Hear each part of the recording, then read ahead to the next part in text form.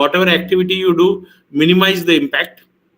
And certain activities must be done. In that case, we have to have the compensation which is done. For example, there may be strategic minerals located inside forest. Now government will require that for the defense security purposes. I'm giving an example, a hypothetical one. So government can do it. So we have to go for all these steps when doing all these activities. Disaster management is a cycle. It's not that once you're done and you're done it, you're finished. कि एक बार हमने कर दिया और बोल गया. Policy is developed, risk assessment is done, then there is preparedness. Suddenly there can be a disaster impact, response, rehabilitation, reconstruction, mitigation, again preparedness, because again the events can occur. The earth is a dynamic planet. Okay, it is not that things will stop, and because it is dynamic, new processes will affect human life and property. New process continuously, both technological disasters as well as natural disasters. We have to be prepared. And disaster training, disaster management is a continuous process. It is not that you give once a training and you end it. In the countries which are training the citizen, they continuously observe these kind of trainings so that they are updated, aware, and do all those things. It may appear small, but they save lives during disasters. Now, why should we study the natural hazards? For example, the question can be, why should we study them?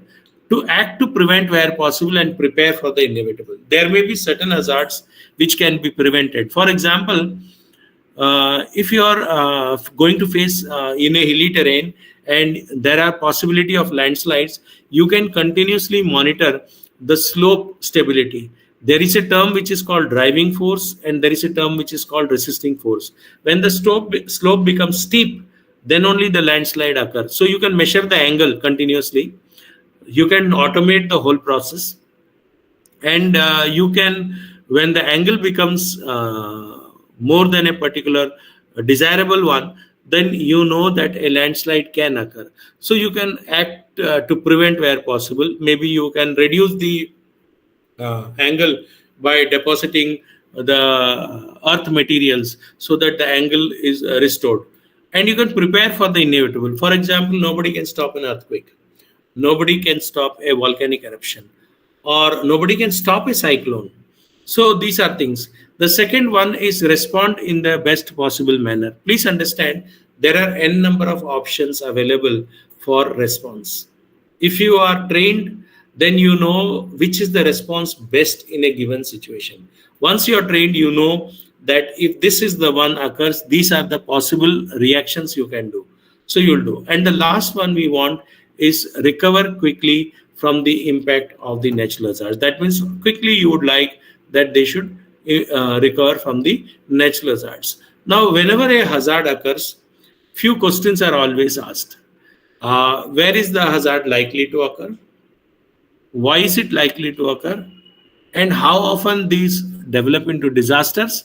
And the last one we are interested is, how can we predict and control each type of disaster? Because ultimate goal is, if you can predict and you can control, that will be the solution. But there are many things which you can't do. Yes, Vijender, you have a question? Sir, sometimes we ask or tell about that hazard, and sometimes we told about disaster. So what is the difference between two terms? Very good question. See, disaster, hazard and disaster difference is, disaster is when the local community is unable to cope up and it requires external support to handle it. Okay. Hazard is a process which is occurring and not desirable. But when you say disaster, that means that the local community or the local district administration or local where the hazard has occurred is unable to handle it and requires external support. Then it becomes a disaster. That is the main difference between the two, when external support is sought. Okay, now natural hazard, if you classify, you can have the geologic hazards, which are related to the geology. hydrologic hazards related to water, atmospheric hazard related to atmosphere, and biological hazards which are related to biology related. Now, what are geological hazards?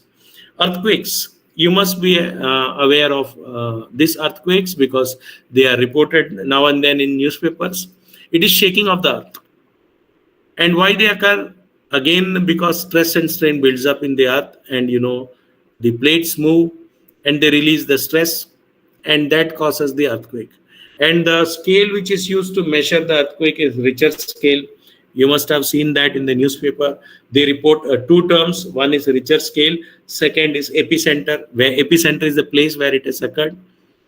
And Richter scale is the magnitude, energy magnitude, which is measured to give an idea of the size of the earthquake or magnitude of the earthquake. Volcanic eruption, when magma is melted, when they come from inside the earth to outside, that hot magma is a volcanic eruption. The temperature can range somewhere between 700 to 1300 degrees centigrade. It can be an explosive eruption or a silent eruption, all these things. And there are a lot of gases also released during this. India has no threat of volcanic eruption so far. Landslides, these are nothing but sliding of the lands. They occur in hilly terrains. They will not occur in flat areas. For example, Haryana, Punjab will not have it. But Himachal, Darjeeling, Kashmir, Switzerland, the hilly terrains will have this. Then avalanches, these are snow avalanches, ball of snow. For example, they can move. If you have seen the movie Hero, you must have seen how the ball of snow keeps moving, and that ball is avalanche. And what is subsidence? In Hindi, it is called Zameen Ka Dasna. It is when the ground becomes fallen, and that occurs for various reasons. For example, if the rock is made up of limestone, the rock being weak, dissolution takes place, and suddenly the depression keeps increasing, and at one point the top surface collapses. Second reason can be, for example, underground mining is taking place, and then suddenly the support from the top is lost, and that is why they put the pillars, and you can have the ground falling. So again, that is there. Then there is also impact with the space objects. Don't think that space objects are not going to cause any disasters.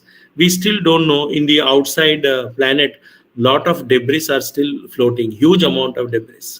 And once NASA director was asked by US administration that one of the asteroid is going to come and hit, what plans they have. So even they don't have any plan, because you never know what it can. If you have seen the movie Jurassic Park, 65 million years ago, the asteroids came and hit the earth, and the dinosaurs got extinct. Not that each rock came and fell on the dinosaur. When the rocks fall through the atmosphere, dust is created. When dust is created, sunlight is blocked. When sunlight is blocked, the dinosaurs which depend on the plants, they all started doing. And there is something called food web, and the stability of that changes. So mass extinction takes place.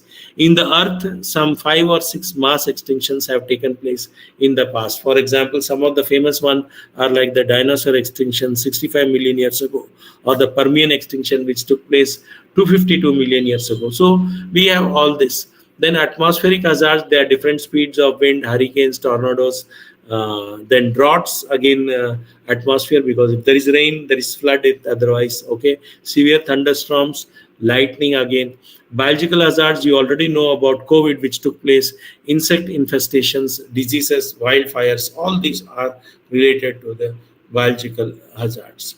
Now, biological hazards, we know they are organisms, are part of organisms that are harmful to the health of the people. You must have seen how COVID, a small virus, crippled the whole world, and it changed the way we work, we travel, and we interact with each other. Even today, what we are interacting online is a byproduct of COVID. Not that there was no online interaction, but it has increased to such a great level that it has become such a convenient tool for all of us that we are connected and discussing.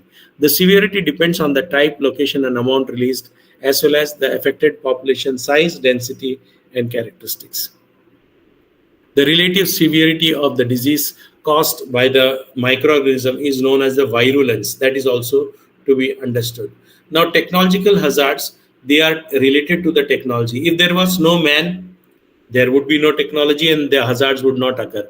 So they are man created hazards, and they can be, for example, radon gas. In western countries, they have the problem. In our areas, we have no problem because we open the doors and windows. There they keep the doors and windows closed.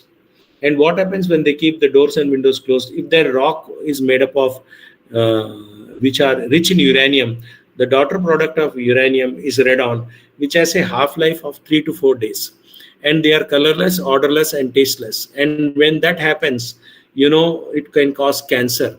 And these kind of things are very, very prevalent in the Western societies. Mercury, the methyl form of mercury, Minamata disease, if you Google, you will find that, through biomagnification from the fish, it entered the human beings.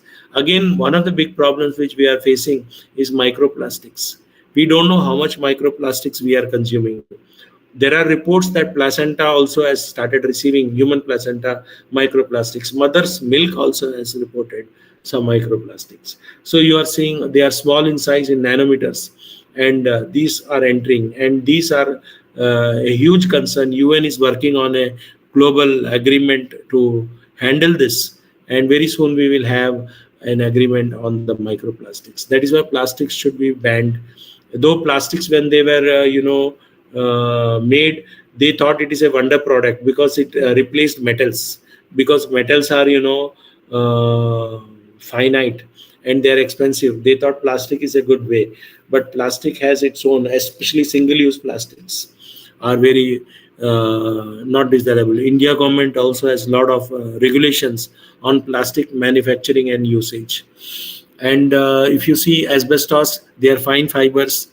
If you use them in construction, because of their heat resistance, when you inhale them, they can enter your lungs and cause asbestosis. Acid rain again is another one. When you use factories or fumes go, SOx and NOx, they go to the atmosphere and rain falls, you will have the sulfuric acid and nitric acid, and that can damage the water bodies, that can damage the biodiversity, that can damage the monuments, etc. So I given you some Bhopal gas tragedy I mentioned. They are human made. Chemical disasters, for example, we had the Sri Ram gas leak case, and also nuclear disasters. For example, we have 3 Miles Island, we have the Chernobyl disaster, the Fukushima accident. All these are technological. Technological means they are not natural. If there was no man, they would not occur. So with this, I think I will ask a question to all of you, so that next 5 minutes we discuss before we take a break of 5 or 7 minutes. So I want to ask all of you, if anyone can answer, is there any safe place on earth and what can be done? Is there any safe place on earth and what can be done? Naturally hazard के regarding यदि बात करें तो there is no place is safe on earth, because we can occur natural hazards, man-made hazards, or biological hazard at any place on the earth. So you are right. There is no place which is safe, because Earth is a dynamic planet, and there will be something somewhere, flood somewhere, landslide somewhere, forest fire somewhere, biological hazards, etc., etc., etc. Whatever you name. Now, what can be done? Anybody? We have to increase our capacity, I think. Sir यहाँ तो वही बात है, vulnerability को घटाना होगा. Exactly. And how can you do in a simplistic way? In a simple way, I gave you an example, success stories. That should be based on the capacity building side. Yes, I gave you example of Cox Bazar success story. Yes, Even if you Cox create Bazar awareness among the people, that itself is 50% of the battle won. If you know what is the process, 50% is won. So knowledge is power. So that's how it is. So I think I can, with Dr. Deepali's permission, I can have a break for 5-10 minutes, so that I take water and ready with the. Yeah. So I think what time we should join back? You tell me. Sir, in I mean, what time would you like to 10 have minutes. I think according? 10 minutes. 11. Okay, 11. okay, sir. Okay. Okay, Okay. Thank you. okay. So we'll get back in 10 minutes. Okay.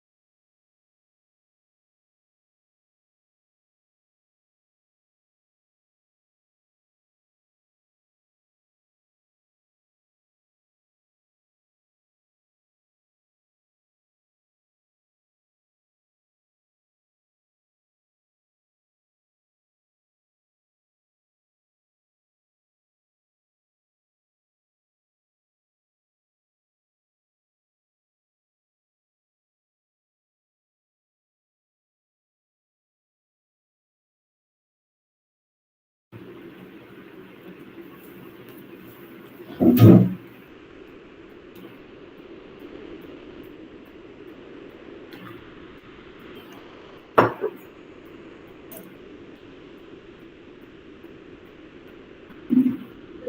11:05, they all, I mean, I've asked them to join Okay, by. no problem. I'll wait. No issue. Yeah.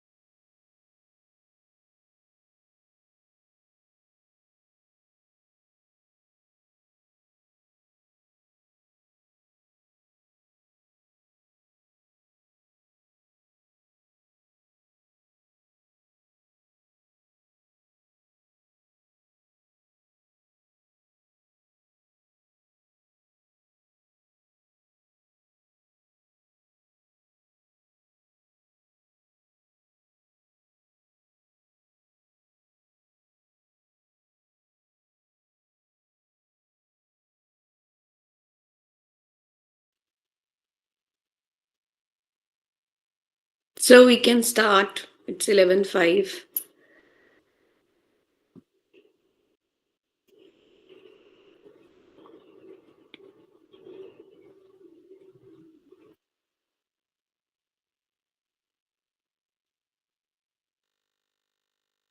Okay. Should we start? Yes, sir. Okay.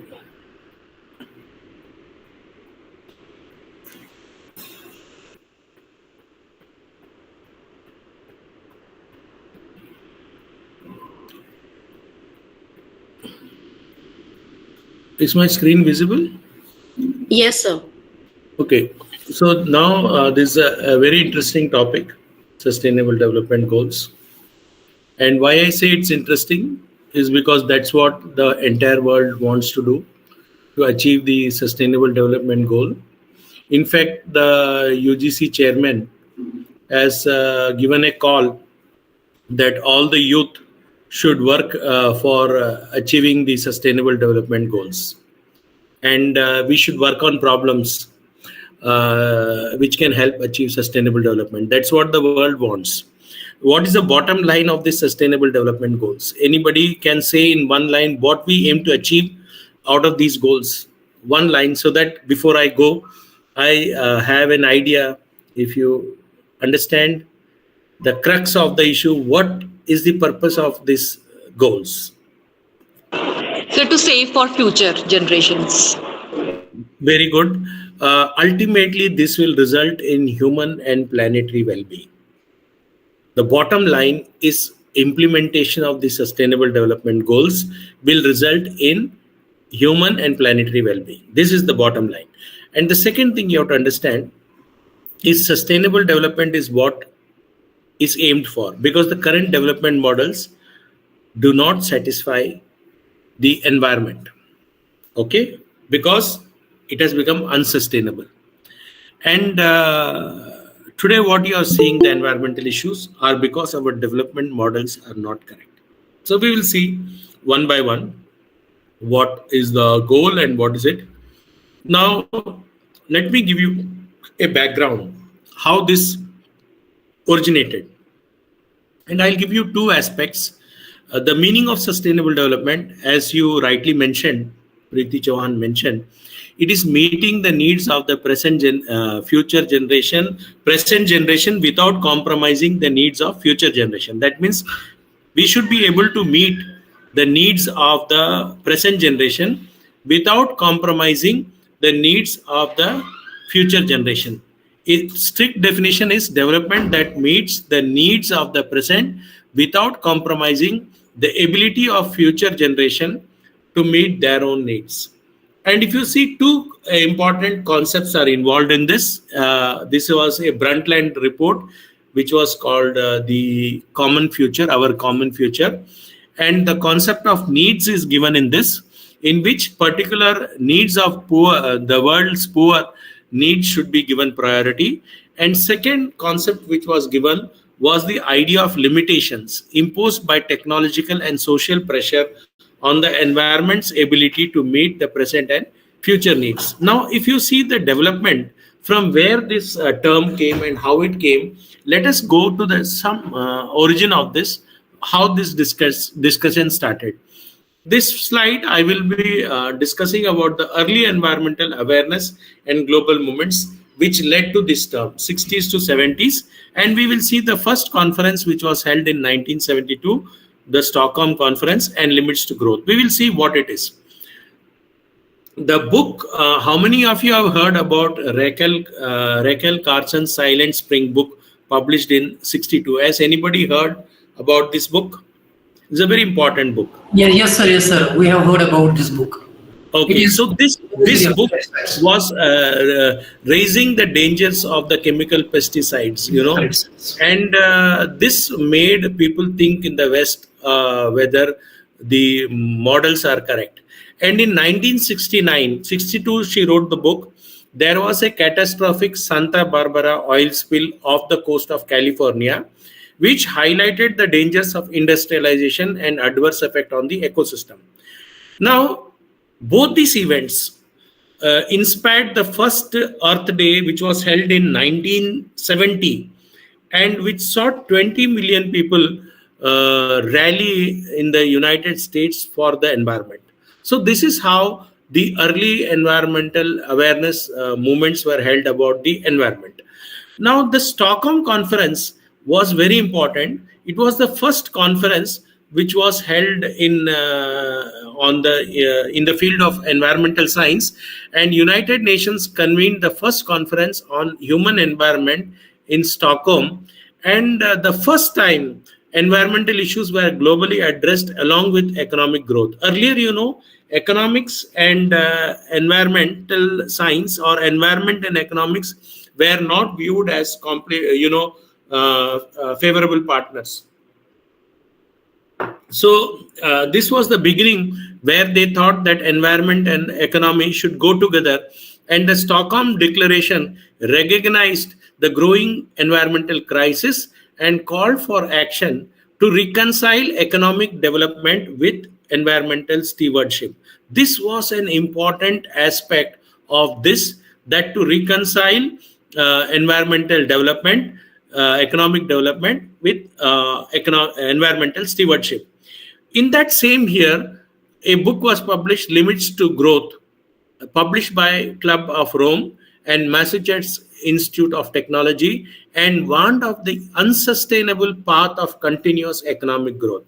It informed that the path we are taking is unsustainable. It highlighted the ecological consequences of unchecked human expansion and suggested that global civilization might face collapse by the end of 21st century unless changes were made. This was a significant milestone. And then we had the Brundtland report, which was a defining moment in this.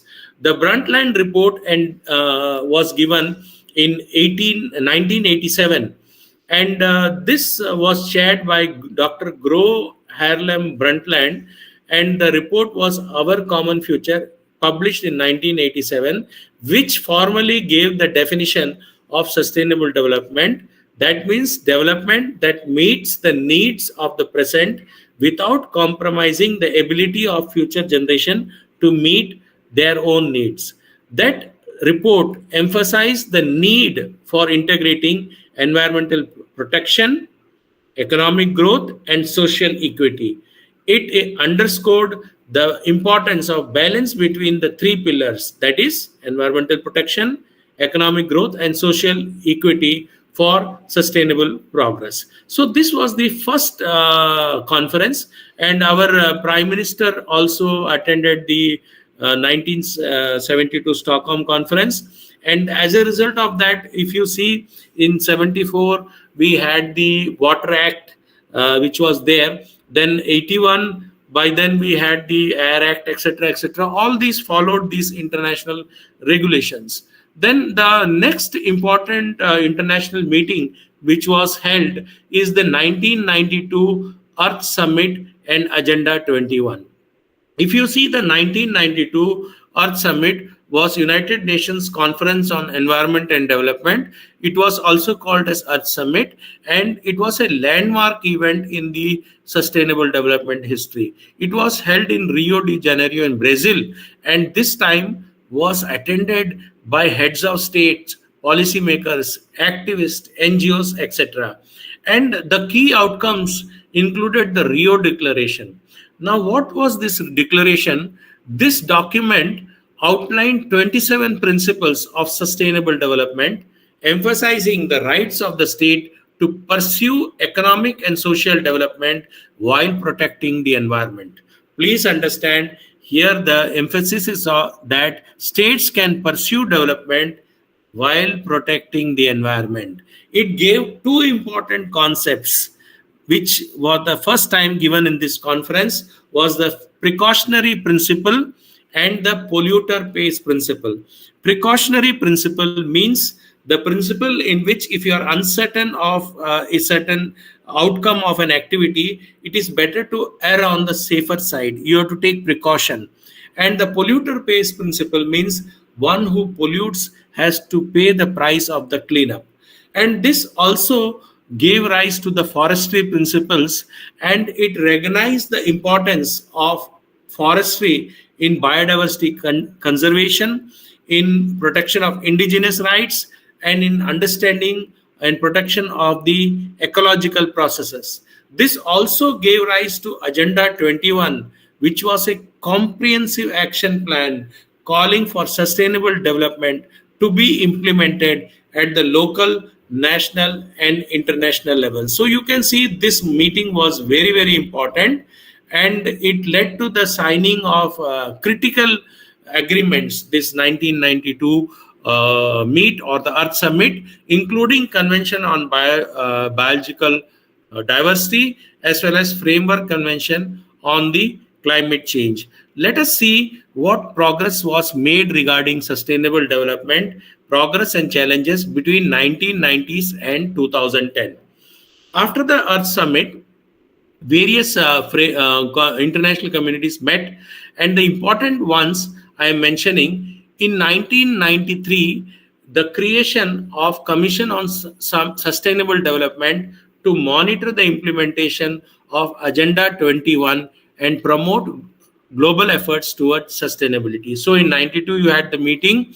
In 93, you had the Commission on Sustainable Development to monitor Agenda 21 and global efforts to promote sustainability.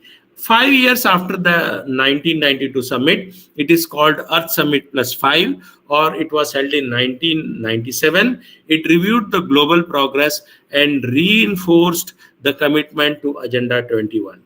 In 2000, another important event took place, which was the adoption of the Millennium Development Goals in New York, which set targets for poverty reduction, environmental sustainability, and equality.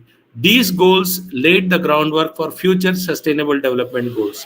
There are two different goals, Millennium Development Goals and Sustainable Development Goals. I will tell you the difference in a short while when I explain this in my coming slides, but this was an important development in 2000. In 2002, the World Summit on Sustainable Development took place in Johannesburg, and it renewed the international commitment to sustainable development through the Johannesburg Plan of Implementation. So you can see how we progressed from 1990s to 2010. Now this 2012 Rio or Rio plus 20, which is called, because after 92, 20 years, so that is why it is called Rio plus 20 conferences and the path to SDGs. If you see in 2012, the 20th anniversary of the Earth Summit. The first summit was held, Earth Summit, in 1992. That is why this is called Rio plus 20 conference. This took place to assess the progress made in 1992 and setting the agenda for the future. The conference document outcome was very, very important document named as the Future We Want. This is very important, Future We Want, and it reaffirmed the global commitment to sustainable development and called for the creation of a new set of goals, the Sustainable Development Goals, building on the priorities in Agenda 21. So in 2000, we had the Millennium Development Goals. After the Rio plus 20 conference, we had the Sustainable Development Goals. In 2015, these were, passed. And in 2020, Rio plus 20, in 2012, we had the Earth Summit, which took place, the second Earth Summit. So the idea gained momentum, and Sustainable Development Goals was formed in 2015. In September 2015, the United Nations adopted the Transforming Our World, the 2030 Agenda for Sustainable Development, which included 17 Sustainable Development Goals, which I will explain, and 169 targets. So the topic what was given here is Transforming Our World and the Agenda for Sustainable Development. And these were very well designed 17 Sustainable Development Goals broken down into several targets. And the targets include various challenges such as poverty, inequality, climate change, environmental degradation. And the SDGs aim to balance economic prosperity with social equity and environmental protection. And these SDGs emphasized the interconnectedness of the areas that require active participation between governments, business, civil societies, and all other stakeholders. The next one, if you see, after that, which took place, was the Paris Agreement in 2015. Again, in December 2015, shortly after the adoption of SDGs, the Paris Climate Agreement was reached. This was a landmark agreement, and the aim was to limit the global warming well below 2 degrees centigrade above the pre-industrial levels, and to pursue efforts to keep it at 1.5, linking climate action to the broader sustainable agenda. If you see, the Paris Agreement and the SDGs are seen as complementary framework, and many of the target goals are related to the climate change. And this decade where you are now, 2020 to 2030, is called the decade for the action. Why? Number of agreements were done. I will tell you what are those relating to sustainable development, and this was called decade for action in 2020 because SDGs were there, Paris Agreement was formed, and it's critical for this period is critical for implementing the necessary policies, technologies, and collaborations to secure a sustainable future for all. Governments, businesses, civil society, and individuals are called upon to share this global effort, ensuring that nobody is left behind. So you can see the history of the sustainable development. It started with a book published by Rachel Carson, Silent Spring. Now, if you see the dimensions of the sustainability, when you talk of sustainability, what do you mean by sustainability? There are 4 dimensions.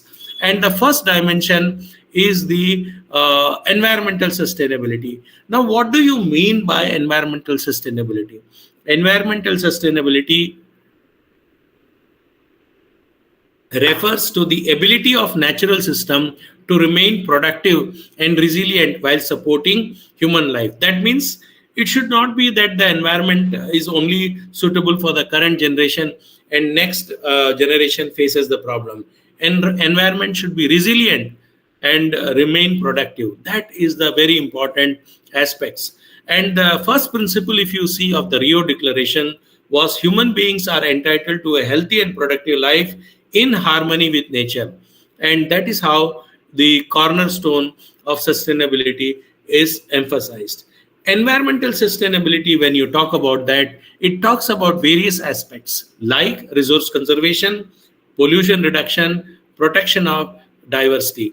Now we have to take into account the harmful impact of human activities, and we should ensure that the natural resources are not exploited faster than the rate they can regenerate. And environmental sustainability can ensure sustained functioning of the ecosystem.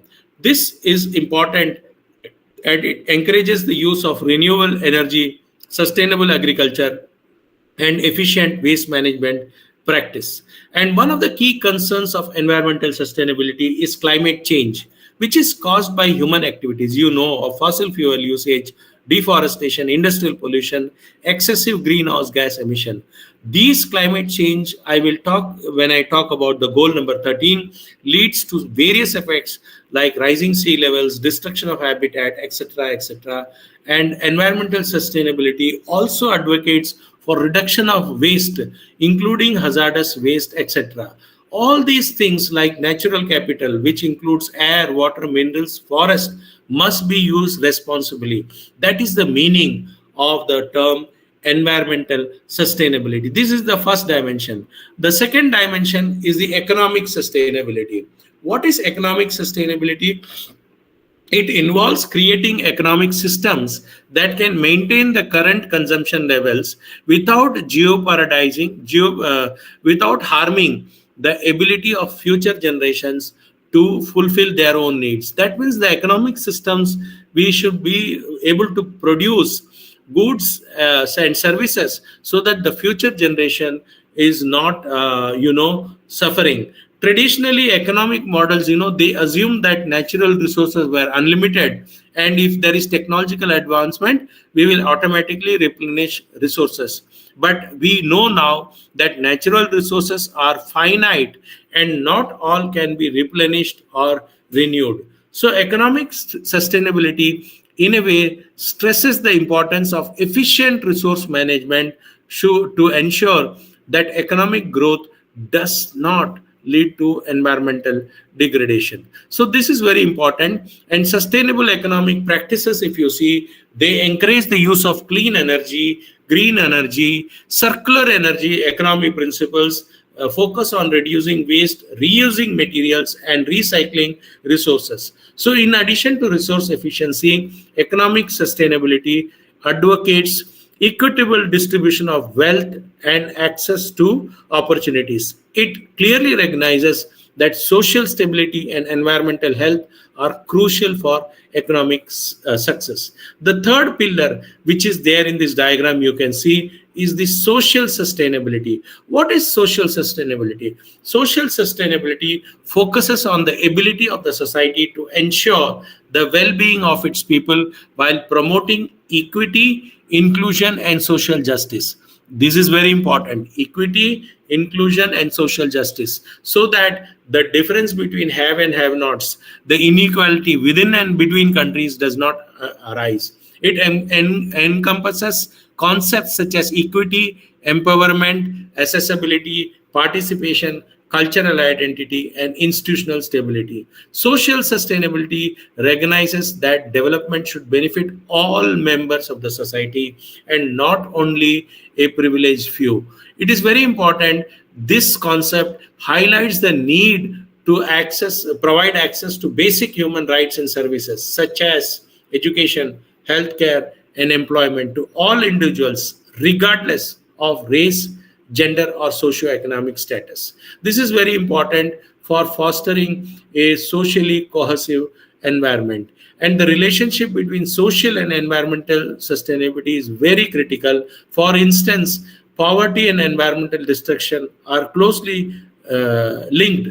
Poor communities often rely on unsustainable practices such as overfishing or deforestation, and which can lead to long-term degradation. So all these things are interconnected. And the next one, which we should understand, is the five P's. Okay, 5 P's are very important in this. And what are the 5 P's in this integrated approach to sustainability? If you see, the 5 P's are they are called the people. The first P is called the people. 5 core dimensions, often referred to as 5 P's of sustainability. People.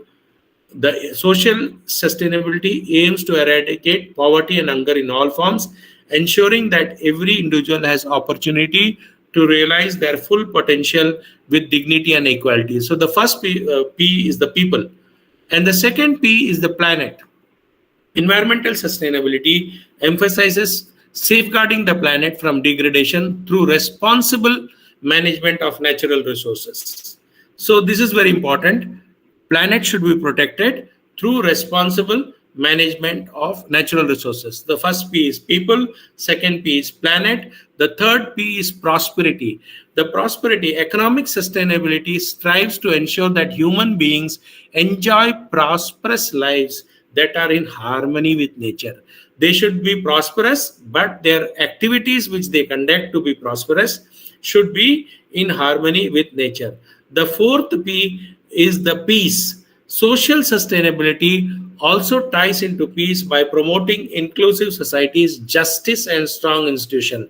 As you all know, peaceful society free from violence, fear, and conflict is essential for sustainability, as that is the foundation for growth and development. So we have seen 4 P's so far: people, planet, prosperity, peace, and the last P is partnership. The achievement of sustainability requires strong partnership between governments, private sectors, and civil society. Collaborative efforts and shared resources can ensure that goals of sustainability can be realized worldwide. If you see this slide, it is said that 25th to 27th September 2015, we in New York, they had the meeting. The Sustainable Development Goals was developed, and it was adopted by United Nations in 2015 as a call to action. And the 3 main concepts were in this: to end poverty, to protect the planet, to ensure that by 2030 all people enjoy peace and prosperity. So you can see this is how the planning was done about the 2050. Now, what is the Sustainable Development Goals? They are a set of 17 goals for the world's future, and these have to be achieved by 2030. Now, already let us see where India is and where the world is regarding this. Now, these are backed up by 169 detailed targets. And let me tell you, friends, these 17 goals took 2-year period negotiation at the United Nations. All nations had to agree to this. It took a 2-year period, and it was agreed to by all nations on 25th September 2015 that let us go ahead and declare these as 17 Sustainable Development Goals. I talked about Millennium Development Goals in 2000, which was done. It was an important event in the concept of sustainable development. If you see, this was passed in the year 2000, with an achievement date of 2015, whereas Sustainable Development Goals was passed in 2015 with an achievement date of 2030. In Millennium Development Goals, we had 8 goals ranging from poverty and education to women empowerment and disease eradication. Whereas in Sustainable Development, we have 17 goals. And in goal number 7 in MDGs, it was to ensure environmental sustainability. But this was, if you see the SDGs, they are totally different. They are highly specific. They were passed with an achievement date of 2030, 17 goals, numerous goals deal with climate change, and 45 targets out of these 169 deal with climate change. So you can see how big the issue is, climate change. Whenever prime ministers and presidents meet, you know, 2 issues are commonly discussed. Search any paper, newspaper, magazine, or anything, or any agreement. The first one they discuss normally is terrorism, and the second one they discuss is the climate change. So it has occupied the center stage, and all nations have to come together to handle this concept, the challenge faced by the climate change, which is affecting all of us. Now, there are 3 important aspects of the Sustainable Development Goals, which are, the features, important features. One is universality. These goals apply to every nation and every sector. Every nation and every sector. Cities, businesses, schools, and organizations all are to act. The first thing you should recognize is their universal application nature. The second one is integration. It recognizes that all the goals are interconnected in a system. We cannot just aim one goal, we must achieve them all. For example, if I say goal number 1 is reduce poverty, if I don't achieve goal number 1, how can I ensure that I will achieve education for all or ensure good health for all? So all these goals are interconnected, interrelated, and interdependent. This is what you should understand in this. Okay, now the third important concept is it is transformational. It is recognized that achieving these goals is a big transformation. We have to make very big fundamental changes in how we live. So you have universality, you have integration, and you have transformational approach in SDGs. For example, the Indian government raised the life mission. It's the changes mission for lifestyle for environment. It is the changes in our day-to-day life, production and consumption patterns, which are important to bring the changes we desire. Okay, now if you see the Sustainable Development Goals, 1 is poverty, no poverty. Number 2 is zero hunger. Number 3 is good health and well-being. Number 4 is quality education. Number 5 is gender equality. Number 6 is clean water and sanitation. Number 7 is affordable and clean energy. Number 8 is clean, decent work and economic growth. Number 9 is industry, innovation and infrastructure. Number 10 is reduced inequalities. Number 11 is sustainable cities and communities. And number 12 is responsible consumption and production. The important 145 targets, that is number 13 is climate change, 14 is life below water, and Sustainable Development Goal 15 is life on land, and number 16 is peace, justice, and strong institution, and number 7 is partnership for goals.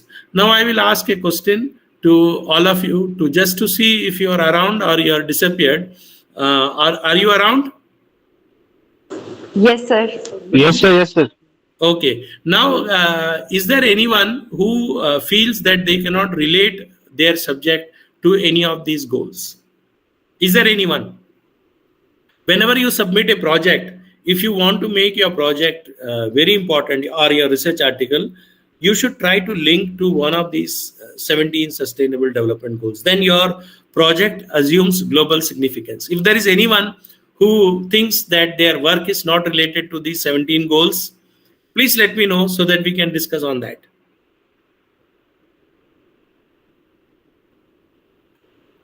आप में से कोई No, भी sir. Every subject is related to this. Yes, Dr. Deepali, you are telling something?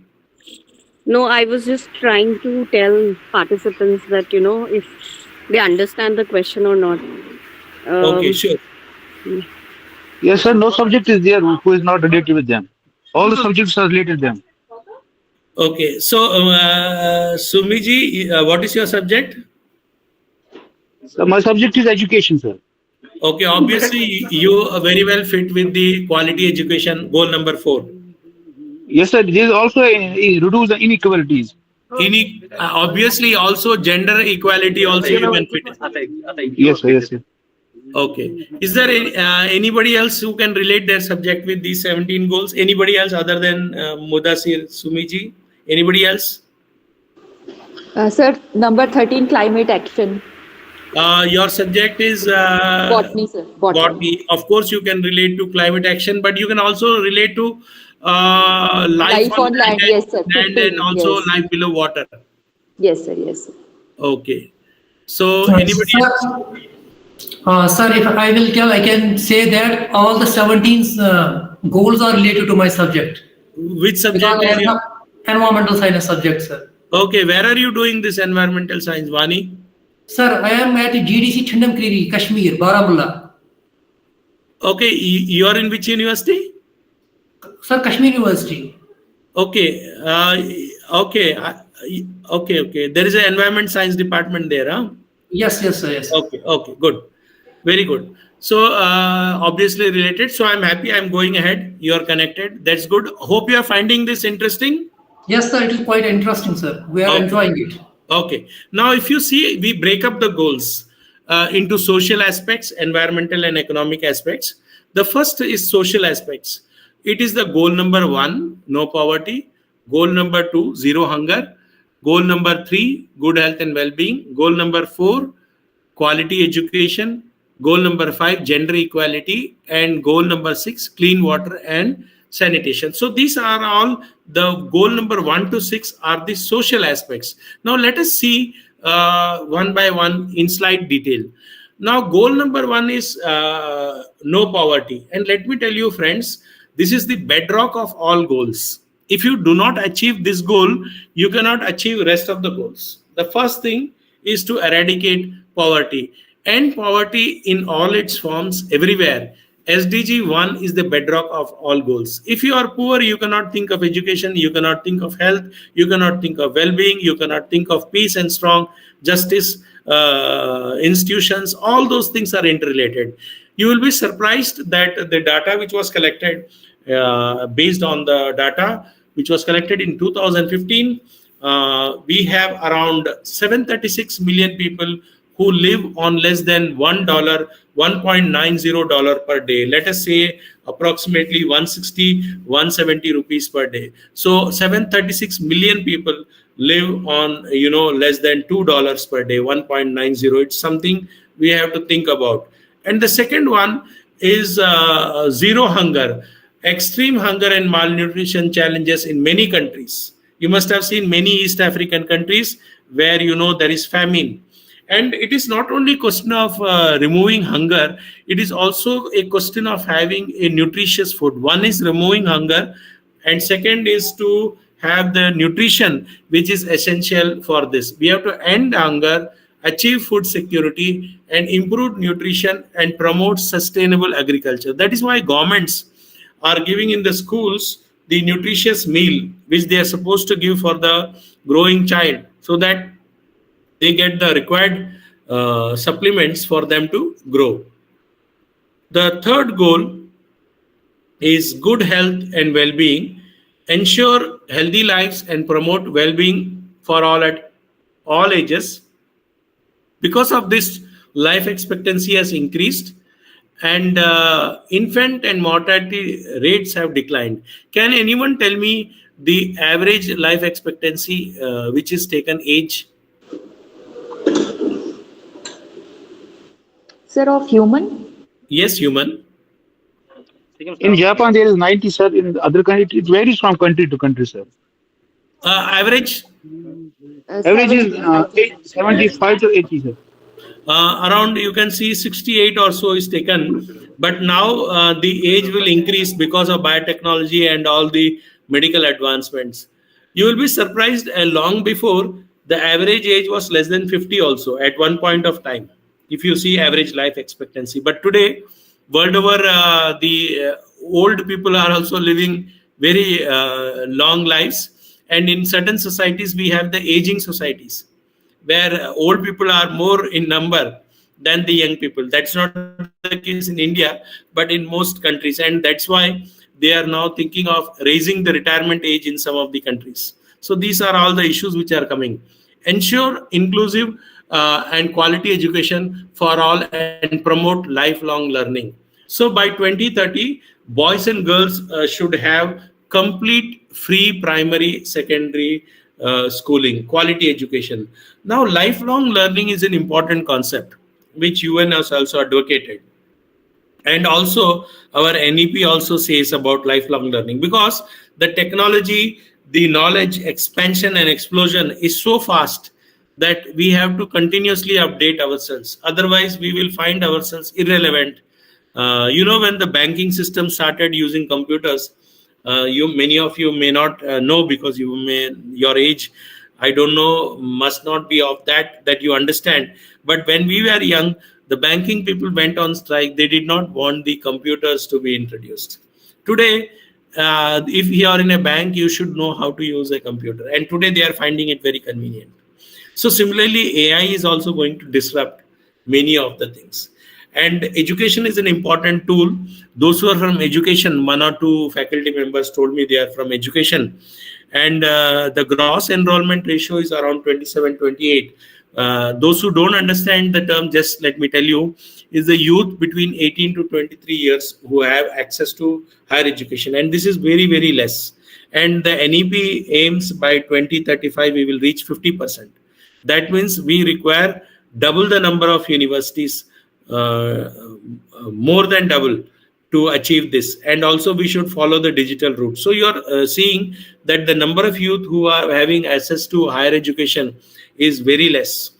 It is only 27 percentage. So you and me, we are very lucky that we are in the higher education system, and we are able to understand things. We are able to teach and train. So how lucky we must be that we got the chance to get educated. So only 27, 28% of the youth have the opportunity to learn. So this is another big challenge which has to be taken care. And the next one is gender equality. Even today, there is not real gender equality, though Constitution has given rights. If you see, there is still discrimination against women and children. We have to end discrimination against women and girls, and we have to achieve gender equality and empower women and girls. They are 50% of our population on an average, and in many countries they do not have the equal rights. Even if you see, even though our constitution has given rights, if you see the number of positions, the top positions the women occupy are far less. How many of the women are vice chancellors of the universities or principals of colleges, or how many of them are women MPs, women MLAs in a given state or in a nation? So you can see the women international leaders, they are very less, and you can count on fingers. So still there is a gender discrimination taking place, and several jobs, again, there are still restrictions. Then goal number 6 is ensuring access to water and sanitation for all. Today, water issue has become a crisis world over. For example, Cape Town had a crisis of water. Similarly, in many states in India and southern part, you have to purchase water if you want. And in many places, water is not potable. You buy drinking water or you use RO. So you see clean water is not there. Sanitation is another big issue. And countries are experiencing water stress. Even underground water is overexploited or they are polluted. And there is increasing drought. So all these things are affecting the sustainable development goals. Now, if you see the economic aspects, they relate to goal number 7, goal number 8. Goal number 7 is affordable and clean energy. Goal number 8 is decent work and economic growth. Goal number 9 is industry, innovation and infrastructure. Goal number 10 is reduced inequalities. Goal number 11 is sustainable communities and cities. And goal number 12 is responsible consumption and production. So we will see each of these economic aspects. The first one is goal number 7, which is affordable and clean energy. If you see, between 2000 and 2018, the people with electricity increased, access to electricity increased from 78 to 90%. It is a progress. Still, there is some percentage which have no access to electricity. And you can imagine, most of our life is based on the availability of power. If we do not have power, we do not have internet or connectivity to join all of you. So you can see how important it is, the affordable and clean energy. It should be affordable, and second, it should be clean energy. So these both are very important. And one second.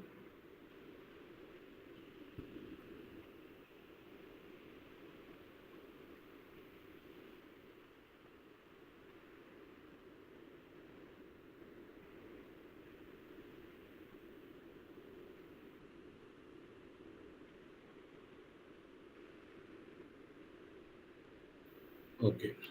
So if you see, it should be affordable, it has to be clean, and it has to be reliable. And that is a challenge. And why we are saying clean energy? Because today what we are talking is the fossil fuels which we are against.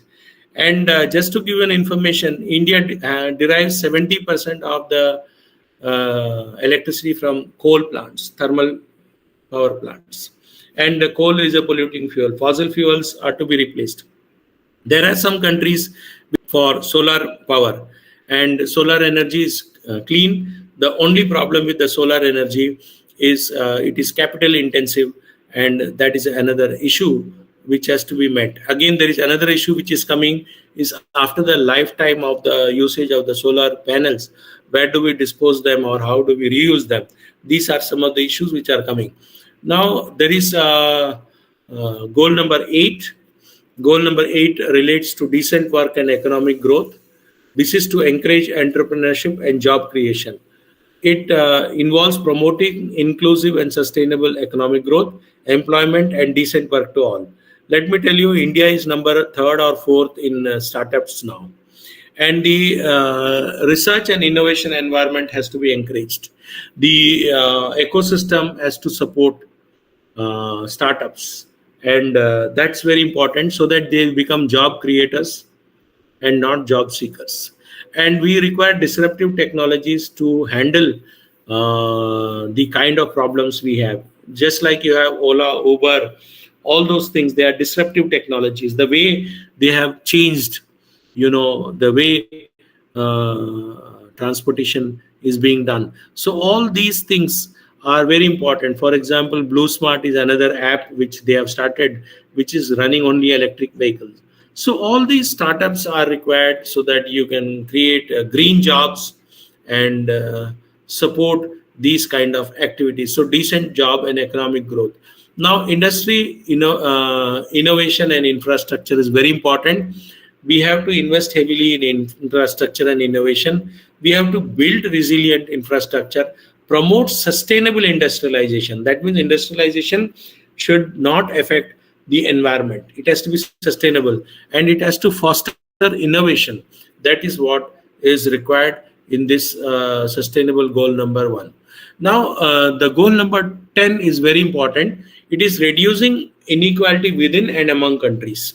You will be surprised to know the richest 10% in the world hold 40% of the global income. Just imagine, richest 10% hold 40% of global income, and poorest 10% hold only 2 to 7% of the global income. So you can see what a big disparity it is there in the community that we have between have and have nots. You have seen marriages of very rich people, the way you cannot imagine their money has been spent. So there is a huge difference. Somebody's survival money, and it is just a few hours they blow up a lot of. So there is so much inequality in the society. That is why there is social stress and tension. When there is extreme inequality, when their power, wealth is not distributed equally, that is another issue which is causing unstable societies. These are all there. Now, it is important to make cities safe, inclusive, resilient, and sustainable. That is why we are talking of smart cities. It has to be inclusive, and it has to be safe, and it has to be resilient to disasters, resilient to environmental issues. It has to be environmentally sustainable. And you will be surprised that majority of the people want to move to cities because of the job opportunities, economic opportunities there. And it is estimated by 2050, 66% of the humanities, that is around 6.5 billion people, will be urban. So urban environment already face a lot of challenges. If you know, today in Delhi, it has become a gas chamber. 400 is the AQI, 400 plus some places 500. Supreme Court had to intervene, and Supreme Court has to pass orders. Schools have become online. Many vehicles which are not matching the standards, they have been asked not to ply. The heavy truck vehicles have not been allowed. All these changes are taking place because cities are becoming unsustainable. Again, sewage disposal is unsatisfying. And if you see in Delhi, you can see mountains of waste. If you see from far, you may feel it is a mountain, but it is a garbage waste pile which is there, which appears like a mountain. So disposal of waste has become a problem. Disposal of sewage has become, the supply of drinking water has become a problem. And the cities have become unsustainable, and they are not able to bear because the carrying capacity is damaged. And there is also a problem in cities when there are so many ACs which are being used, and the buildings are close to each other with no greenery. You have the urban heat island effect. That means because of the neighboring buildings, the temperature of the buildings goes up, and it requires more cooling. And the coolant, it throws heat, and again it requires more cooling. So you are seeing in Delhi, you still don't have real winter because it is all because of all these climate change and urban heat island. All these effects are taking place. The next one is very important. It is what our life mission was promoted by our government, ensuring sustainable consumption and production patterns. That ecological footprints change by the way we consume and produce goods. It is very important we do responsible consumption and production of goods and services. Otherwise, it will become unsustainable. That is why the life mission life was lifestyle for environment, was launched, that we make small changes. And if all of us make small changes, it would make a big impact on this. The next three are very, very important. They are the environmental aspects of the sustainable development: climate action, goal number 13, goal number 14, life below water, and goal number 15, life on land. Now, climate action is the most talked one. What is climate change? Anybody can tell me what causes climate change, or what has caused the climate change? Anybody? Sir, increase in the level of greenhouse gases, which leads to the... Very good. See, greenhouse gases, when they are there in the atmosphere, they allow the incoming radiation, but the reflected radiation, long wave radiation, gets trapped. So average temperature of the earth goes up. Now, can anyone tell me what are the greenhouse gases? Preeti has told greenhouse gases. What are greenhouse gases? Carbon monoxide is one of them. Methane is a carbon. Methane, okay. CO2, sir. Chlorofluorocarbons, Yes. CFCs. Yes. Okay. Now the question is, what is the source of this? Especially fossil fuels. Fossil fuels are The refrigerators that we use, the air conditioners. Fossil fuels are the main sources of... Sir, majorly automobiles. Okay. Automobiles. Now I have two answers: fossil fuels and vehicles, etc. Just to tell you, the CFC has been banned now, and now we have replaced with other products because of the Montreal Protocol, 1986. Sorry, Montreal Protocol. Phasing out of CFCs. And how many of you know that what is ozone depletion?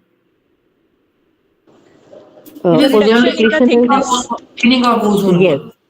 Okay, thinning of ozone. Again, some of you answered about CFCs. CFCs are responsible for thinning of ozone. And if ozone is not there, what will happen? So the ultraviolet rays can directly reach Earth and can cause damage. Okay. Well, it's a shield. The ozone layer is a shield which protects the Earth from the direct exposure. Very good. What is your subject? You are given Dr. Genius Walia. You are really genius. Good. Thank you, sir. I am from physics background. Okay, very correctly explained. And harmful radiations will come. They could cause cancer, etc. Let me tell you, when life evolved, just to tell you, life started growing only when ozone was developed in the stratosphere. You know, it took a long time for life to evolve on the land. Why? Because the ozone was not developed. Ozone in the stratosphere and ozone in the troposphere, are they both useful? Anybody? No, sir, they are not useful. No, sir. They are harmful if they are in troposphere. Very good. If it is in the troposphere, it is a pollutant, secondary pollutant. If it is in the atmosphere, stratosphere, it is a protective layers. So climate change now, because of the greenhouse gases. Now, why should we worry about climate change? Anybody tell me what will happen if the climate changes? Let it change. What will happen? It is changing the weather pattern. Monsoon has not come in the properly. Most of the things have been happening in the world. Okay, now 1 minute. You have answered one question that weather patterns have changed, so agricultural productivity has been affected. Okay. Yes, sir. Okay. Now, anybody, what will happen? Let the climate change. What else will happen? Anybody else? Any other answer? The melting of glaciers. The melting of the glaciers would happen. The sea levels would rise. Okay, if sea level rise, what happens? Sir, flood. Where? Most of the countries Near the coastal areas. disappear. Maldives and other. Very correct. The coastal areas will submerge and majority of the population will be there. I don't know how many of you saw the news that the president of Maldives conducted a cabinet meeting under ocean. And why he conducted? To highlight that, you know, Maldives will disappear because of the actions of others. They are not responsible for carbon emission, but others are responsible and they will disappear. So this was done. What else could happen if the carbon dioxide concentration increases in the atmosphere? Temperature will be increased, sir. If more carbon dioxide, temperature will be increased, sir. Okay, what else? Good. What else? In the oceans, what will happen? Water level will increase and there will be ocean acidification. Coral bleaching will be there. Very good. Ocean acidification, because there is a balance between the atmosphere and ocean. The carbon dioxide will dissolve in the ocean. Ocean acidification. Now, if ocean acidification take place, why should we bother? Let it take place. Sir, photosynthetic rate will decrease because the maximum amount of fixation of solar light is there in the ocean. Carbon dioxide fixation. Very good. Very good answer. Anybody else? Anything else can happen in the ocean? How many organisms? What is the shell? What is it made up of? Calcium carbonate. Very good. And calcium carbonate is very weak. When ocean becomes acidified, many of them will go extinct. You are seeing this coral bleaching, all this occurring because of this ocean acidification. If ocean gets acidified, majority of the organisms in the ocean have calcium carbonate shell and they are very weak. So mass extinction will take place and the food chain, food web, all these things will be destroyed and these all will continuously change. So there are a number of side effects which will take place because of the climate change. Life on land and life on below water are also being important, discussed. And this goal number 13, if you see the temperature, the target is 2 degrees above pre-industrial level. We should aim at 1.5 degrees. The Paris Agreement, which I discussed in 2015, which took place.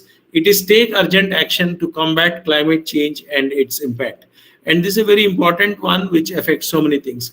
Life below water. Surprisingly, more than 3 billion people depend on marine coastal biodiversity for livelihoods. We have to conserve and sustainably use the resources, oceans, seas, marine resources. Let me tell you, a lot of food resources are available, and if the oceans get affected, our sustainable living communities which are living along the coast, majority of them, they depend on the ocean resources, and they would get affected. Then again, there are a lot of tribals and people who live on the forest and forest produce. We have to manage and sustainably forest. We should combat desertification, and forests are also sinks of carbon dioxide. You know what are sinks? Sinks means they absorb the carbon dioxide. That is why we say plant many trees. Government has initiated Ek Ped Maa Ka Naam, all these things, and we have to halt and reverse land degradation, halt biodiversity loss. If the forests are lost, the biodiversity associated with the forest also get lost.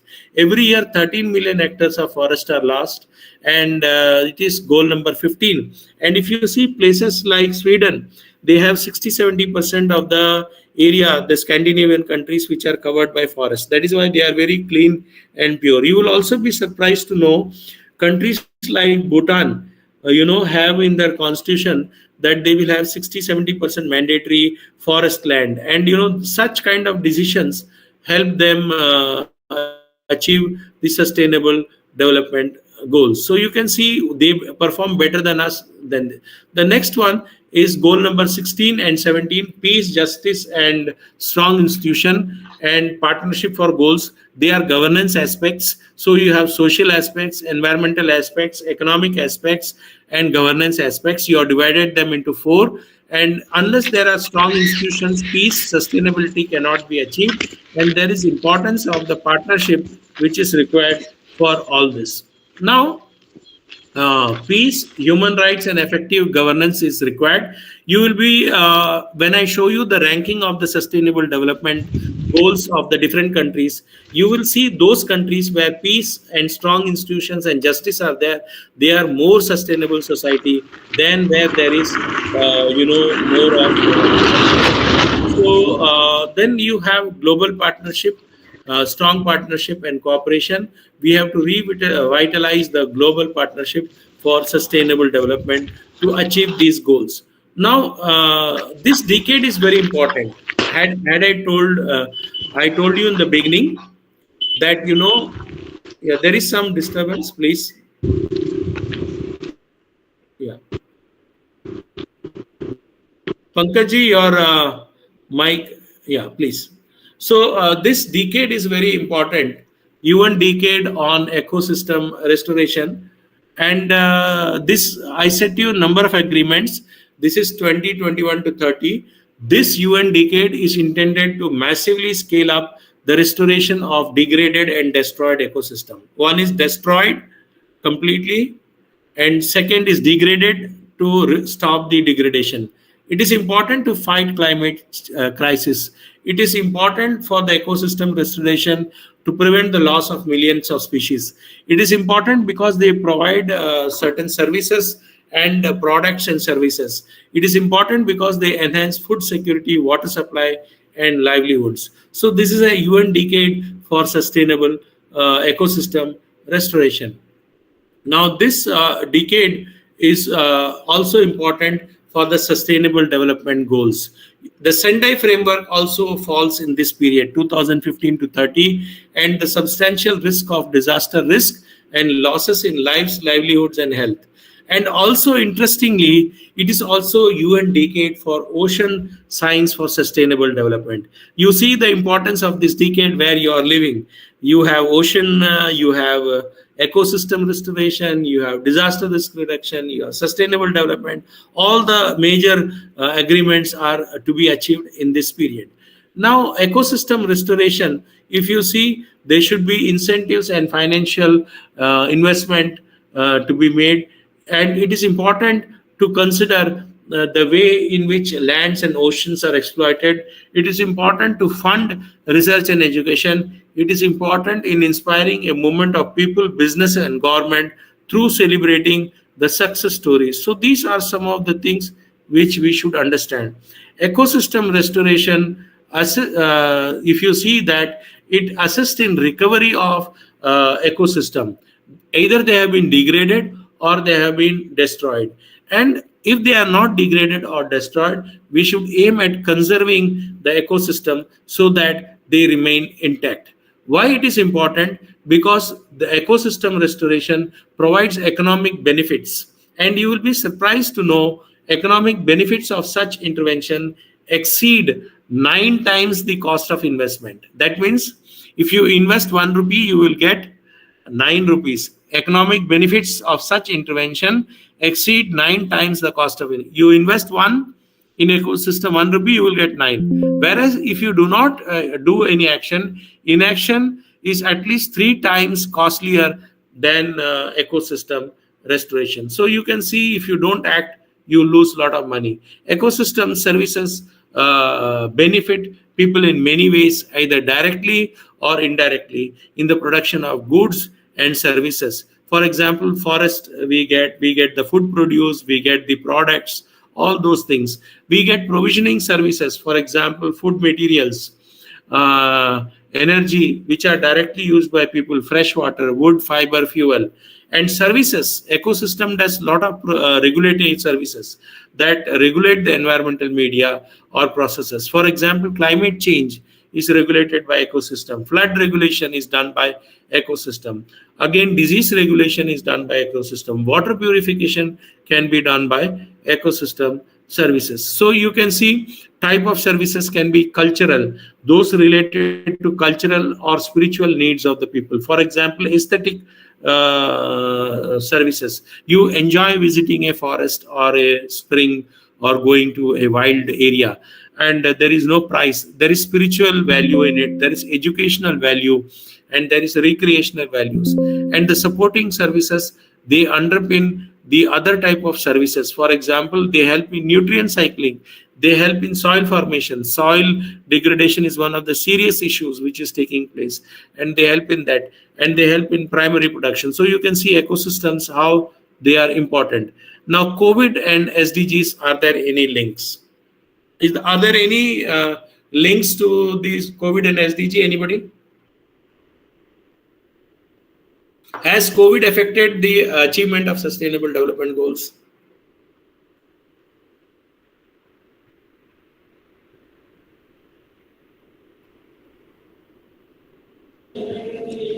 Please respond. Hello, sir. Yeah. Has COVID? Sir, I have a question, sir. I'm from Kashmir, sir. Mudassir Bashir. My name is Mudassir Bashir.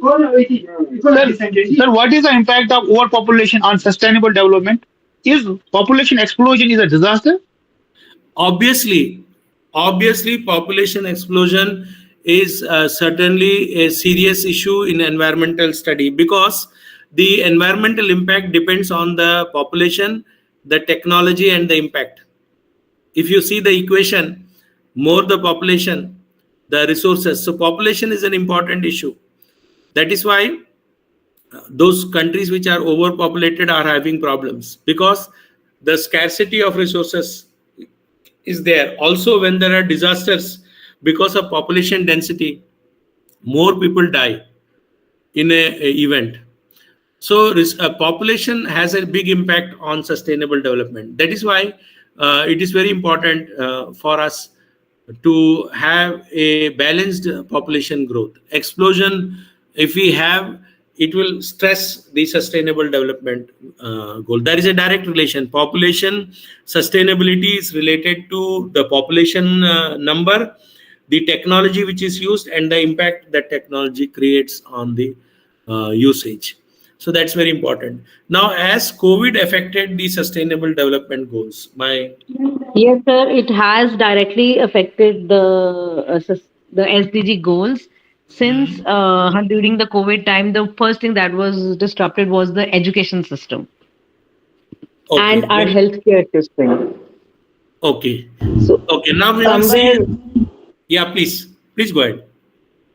But sir, I think goals of some specific sectors were positively, I think, affected. For Which example, which one is sanitize. positive according to you?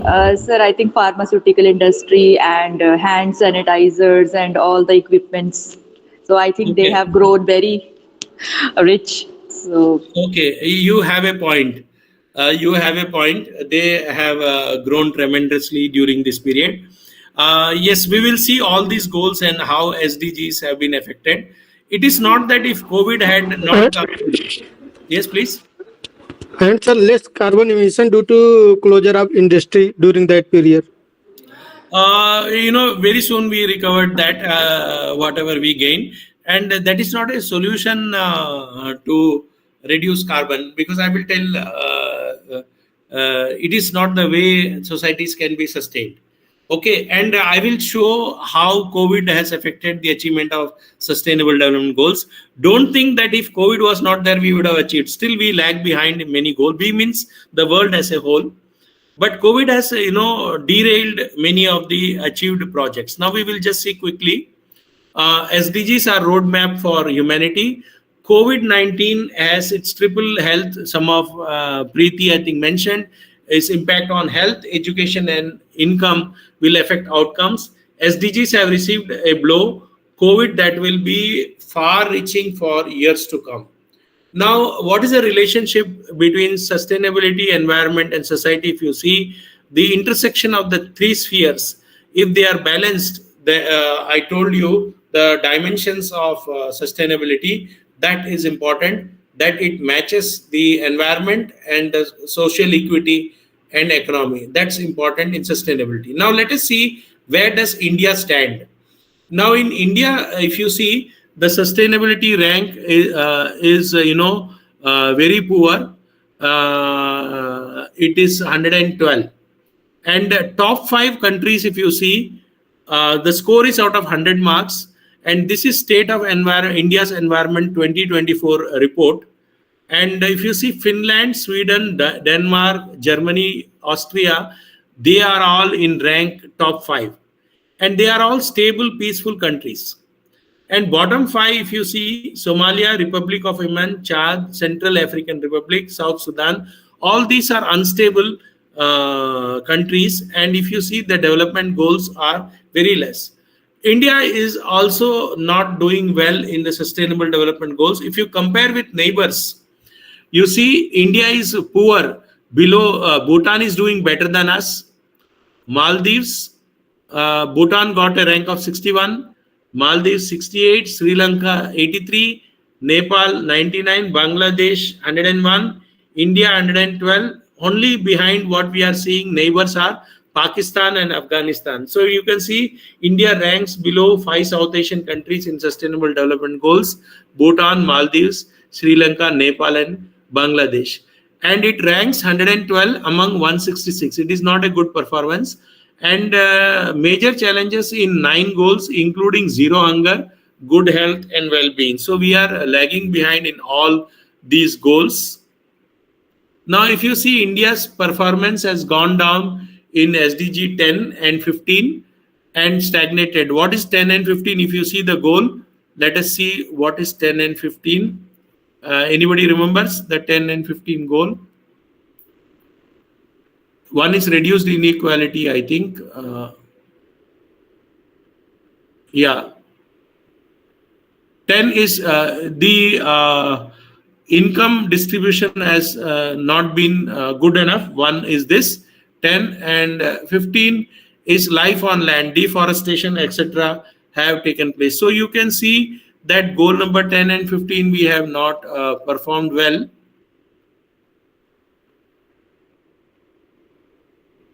And if you see, SDGs encompass almost every aspect of human and planetary well-being, and if met, will provide a stable and prosperous life for every person on the planet and ensure the health of the planet. And it is very important that we take strategies, we formulate strategies, and we take science-informed policy responses so that our decisions are, fair enough. So I think I will give 5-10 minutes for discussion of both my lectures if you want to discuss both the disaster as well as this. So I think I will stop here so that you can have some 10 minutes of discussion. I have time up to 12:30, I think 11 to 12:30. So another 14 minutes I have, so we can have some quick discussion on something. Can we have all the cameras on from all the participants?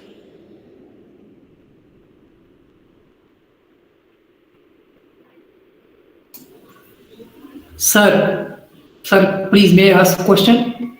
Yeah, please. I stopped so that we can have a small 10 minutes. Thank you very much, sir. It was a very nice presentation, sir. Thank you. Almost you covered every aspect of what was required in the presentation, sir. Sir, my query is very small query is that sustainability. We are much talking about the sustainability, but at the same time we are going with different types of developmental projects without caring for the environment. This has caused various types of disastrous effects on our environment. Is there any way to halt some of the developmental activities for the sake of this sustainability, sir? No. Actually, I want to tell you, you have raised a valid point, but development cannot be stopped. Yes. Just to give you an analogy, we are so used to energy consumption. If somebody says to you, reduce your energy, you would not. But what could be done is energy efficiency of the products you are using and cleaner energy. Like, for example, don't stop using energy, but use solar energy where possible. Okay. But sir, there are challenges with the solar energy. Like it is not, it has not reached to each and every corner of our country. One thing. Second is that it is a capital intensive project. Till we get cheaper solar panels so that it becomes available. But India, maybe except for Kashmir and some places, most of the places is having blessed with sun. Okay, so we can be leaders in this. In fact, you will be surprised, there are hotels in Switzerland which are in top mountains which use solar panels, to save electricity. You will also be surprised in certain Western countries, though sunlight is less, they generate electricity and supply to the main grid after using the thing. So these kind of technological disruptions will come, and we cannot go back on development, because development, we are so dependent. Suppose today I say that there will be no internet because it is consuming energy or electricity or travel. It is not possible. It is like sitting on a tiger. We cannot go back. But only thing is, we have to increase the efficiency of it. Second, we have to see the environmental impacts of it are reduced to a large extent. Now, can you say to people, don't travel by air? It is not possible. Okay, so there is no way. And any development is manipulation of environment. Let me tell you, the first mining when they start is harming the environment. But we depend on the earth for minerals. Okay, anything, any industry you set up is a manipulation of the environment, because you are going to emit something. But what can be done is that you put the emission standard so high that the industry people trap the pollutant and solve it themselves, rather than leave it as an externality, leave it in the air or water for the people to suffer. Okay, so you have guidelines now, and I said to you in the morning, having rule is better than not having rule. Okay, and implementing is better than not implementing. Third, I said spirit of implementation. What happens? It is the society, if it is not fair enough, on paper things move very well. To give you an example, you go for pollution check of your vehicle. Do they really do the check? Is this equipment working? We are not concerned. We want the certificate. And the policeman wants your certificate, whether it is valid or not. No court can punish you if you have a valid certificate. So you have followed the law, but spirit of law is not followed. Now, just to give you an example, you are all teachers. UGC expects, I was also a teacher, I am also a teacher, and I also passed through your stage when I was a lecturer. So university is spending so much money, government, so that you get enriched in this FDPs. I'm just putting very simple fact. But what happens? How many of the teachers take it seriously that they have to get enriched in this process? They think it is a mandatory requirement because you have to get your promotion or next grade. No doubt that is important. I am not saying that is not important. But the spirit here is not the promotion. The spirit is at the end of 1 week, you will go as a better person. If you had 1 unit of knowledge before you joined the course, just to tell you, when you go back, you will have 1 plus something unit of knowledge, so that you will share with your students. See, governments, not this government, I'm saying any government or world over, they formulate policy with good intention. But when it comes to implementation, it is up to us. Now, the last pay commission, just to tell you, because we are teachers, I spoke with the chairperson who gave this, calculation of scores for the papers. And his idea was at least people will publish something and number of papers will increase. What has happened? Teachers have manipulated the system and there are paid journals. You give something with a cost, within 2 weeks or a week, you can get any publication done. There are ghostwriters, there are paid journals, all this. So it's, but if you go for the technicality, the teacher has the publication. So it is up to us whether we want to implement it spirit or we are doing, even NEP, many universities are doing technical implementation. You understand? They are making the... Yes, exactly, sir. Okay, but what was the spirit is that graduate attributes will change. The student who will pass out of your institute, he will be better equipped to get a job. But what we have reduced to in most cases is we have increased the credits and we are saying we are following NEP. Okay, so what I'm saying is every law has to be implemented in spirit, and this FDP programs are very important. And I benefited a lot by listening to many speakers when I still listen, and because they share their lifetime experience. Okay, thank you. Thank you. Dr. Sanjay Singh raised the hand first. Yeah, please. Dr. Sanjay. Yeah, Dr. Sanjay, you can ask your question. Yeah, Mudassir also has some question. I think both of them have. Yeah. So, Dr. Mudassir, Yes, sir. you can ask. Sir, I have a question, sir. Yeah, please. Sir, as an Indian, we have faced a lot of problems regarding the overpopulation, sir. Overpopulation is a very big problem in our country. And Yes. I think that some of the southern state has controlled their population. They have enough control of the population, southern state.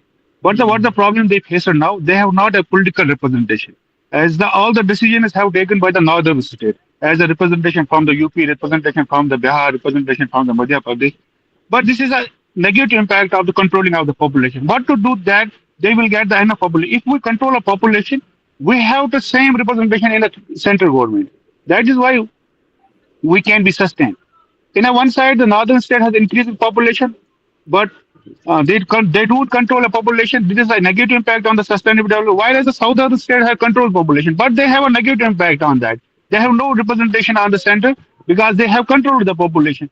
There should be a policy. There should be some thing which have been balance the powers, and there should be encouragement. There should be a encourage for to control the population. Sir, my question is, what should be done for the southern? You see the literacy rate probably in southern states and the GER are slightly better. And when literacy rates and GER education are better, people understand that what impact it has on themselves and on the society. I'm not saying there is no effect on the northern states. I'm not putting this south versus north, but I'm saying where there is good education, the people change their behavior. I will give you an example of Sikkim. You see, people have gone organic state on their own. If you go to Himachal Pradesh, you won't get plastics. If you go to, that is why it is very important for the governments, which they realize, is to invest heavily on the education, both primary, secondary, as well as higher education, and invest heavily on the faculty so that they are empowered. Because people like you, every year you are influencing 30-40 students. And it is not only 30-40, they are multiplying. There is both a trickling down effect and there is also a multiplier effect. A teacher, by 30 years of service, he has a huge following. huge following because he has trained them and he has explained them, so he influences them. So I think education is the only way we can tackle. There can be no force which can be done, because these are something which comes to the personal rights. Governments do not interfere in the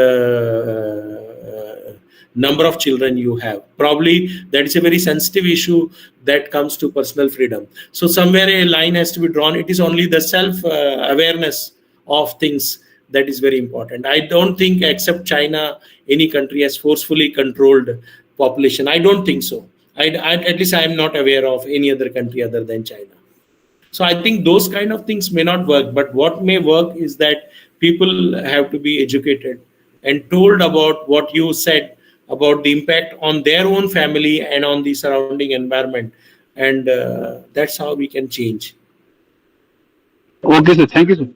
Yeah. Just want to add, there is a very good book on which known as Unequals by Swati Narayan.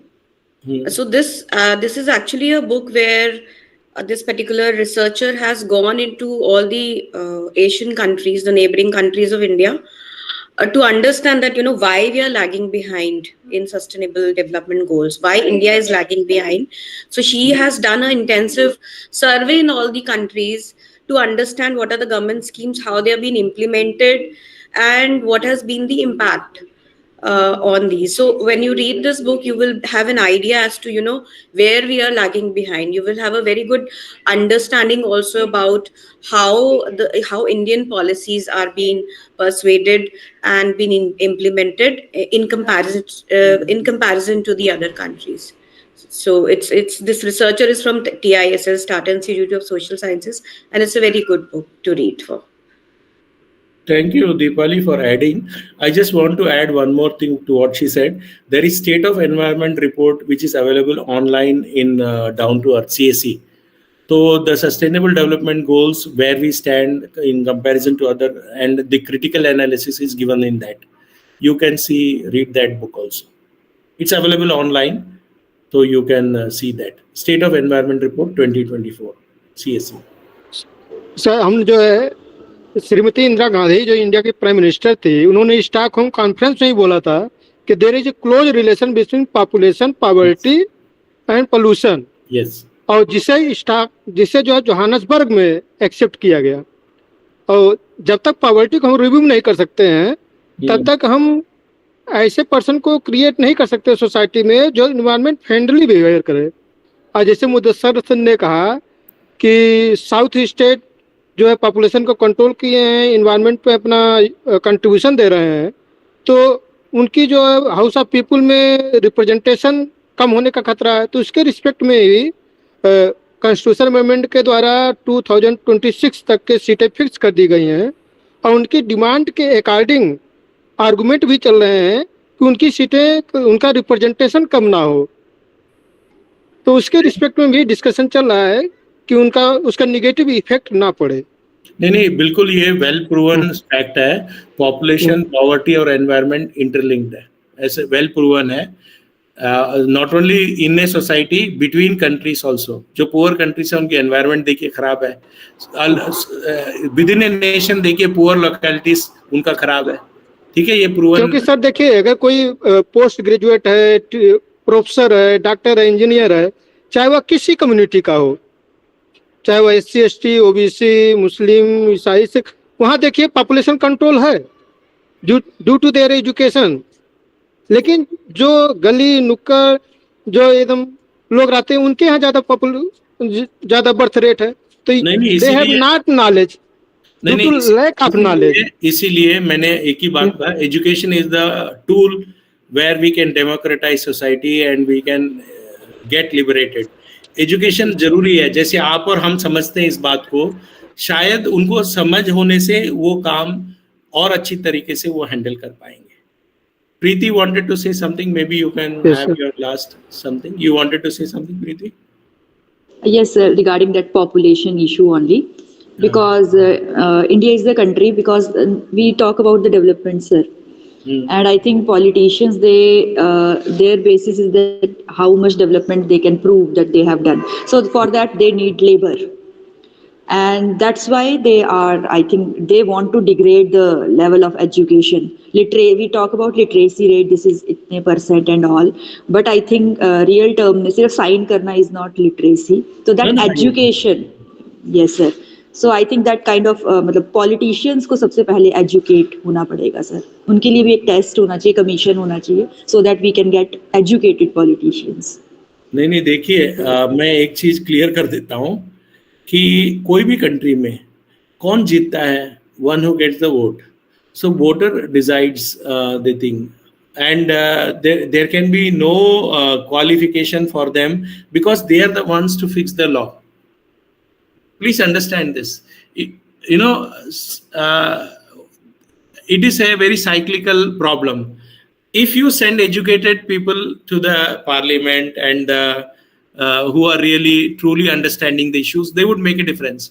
But if it is the other way around, then they are the ones who are the lawmakers. So it may not really change for a very long time.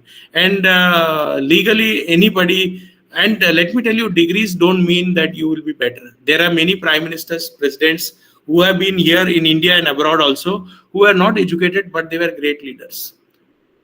Okay, so we cannot link anything to degrees, but certainly understanding of the issues is important, and education for most people is very important to bring some behavioral change. So I think Deepali can add the final comments and close if. Yes, so to add to what you said, I think it was, both the sessions were so good. You talked about the history, because to understand any issue, if you don't understand the history, as in how it originated, we will not be able to connect to the contemporary issues. So it really went well, and I will not take much of the time because the responsibility for giving a formal word of thanks is given to Dr. Ajay Singh. So Ajay, over to you. Okay. Good afternoon, everyone. I am Dr. Ajay Singh. I am Deputy Advisor at National Institute of Educational Planning and Administration, New Delhi. As we conclude today's morning enriching sessions on disaster management and sustainable development, I feel deeply honored to extend a heartfelt vote of thanks to all those who have contributed to making this event a resounding success. First and foremost, I express my profound gratitude to our esteemed resource person, Professor R. Bhaskar, for his insightful and thought-provoking sessions. Your vast knowledge, dedication, and passion for earth and environmental sciences has provided us with a deeper understanding of disaster management strategies and sustainable development. Your discussion emphasized the critical link between disaster preparedness and sustainable development goals, particularly in Indian context, where our socio-economic diversity and vulnerabilities demand a nuanced approach. Professor Bhaskar underscored the role of disaster management in India and India's approach in achieving the sustainable development goals, highlighting the impact of poverty eradication, zero hunger, good health, well-being, quality education, and climate action. India's commitment to sustainable development goals through initiatives like the Sindai framework for the disaster risk reduction and national action plans on climate change showcases our determination to build a sustainable and equitable society. Both sessions also explored how India's youth can play a pivotal role in driving the sustainable goals agendas forward. With the world's largest youth population, India has the opportunity to mobilize its young mind towards the innovation, disaster risk reduction, sustainable practices. Professor Bhaskar highlighted about the insightful perspectives on the equipping India's youth with skills and creating employment opportunities in green industries and disaster risk management fields. India's advancement in solar efficiency and renewable energy has also been highlighted as the critical component of affordable and clean energy. Professor Bhaskar also highlighted the development of sustainable infrastructure and resilient cities that are essential for mitigating the effects of urbanization and climate-related disasters. at the end, as his Professor Bhaskar said, education and awareness has been emphasized as the cornerstones for the Sustainable Development Goals. Professor Bhaskar delivered a compelling message on integrating the disaster management into the education curricula to foster a generation that is not only aware of the risk but also skilled in addressing them. Aligning with the quality education SDG 4. Such efforts ensure that India is not only prepared for disasters but is also advancing towards a sustainable and resilient future. I extend my sincere thanks to the organizers and the team of HRDC BPS Mahila Khanpur Kala for their meticulous planning and execution of this event. Your commitment to fostering knowledge sharing platform ensures the academic and professional growth of all the participants. A special note of appreciation goes to all the teaching faculty from various institutions and universities who participated here in today's program. Your presence and engagement have added immense value. We hope you will take back actionable insights from today's session. Lastly, I thank each of you for your time and participation. Let's move us forward together, equipped with the wisdom shared today to strengthen our preparedness for disasters and work towards a sustainable future for India. Together, let us empower our youth, build resilient communities, contribute to achieving the sustainable development goals. Thank you, sir. Thank you, Professor, sir. Thank you very much for the opportunity. Thanks to BPS Mahila Vishwavidyalaya, and thanks to all. And good luck and God bless you with your promotions. Enjoy the rest of the. Thank you so much, sir. Thank you, sir. Thank you so much, sir. Sir, we request you to share your PPT, please, sir, in the group. Yeah, we will definitely ask. Please mark your attendance. The attendance link is given in the chat box. Okay, please make sure that you mark your attendance. And we will be, who is coordinating the next session?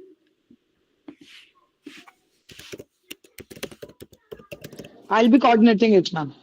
Dr. Shikha Pawar. Okay. So we all will meet, we'll make sure that we'll join before 1:30. Please don't join, during the time. Please make sure that you join before time, at least 2 to 3 minutes. And Dr. Ajay, your introduction and the way you proposed vote of thanks was really good. I really liked it. Thank you for your efforts, sir. Thank you. Okay, then see you all. Okay, ma'am.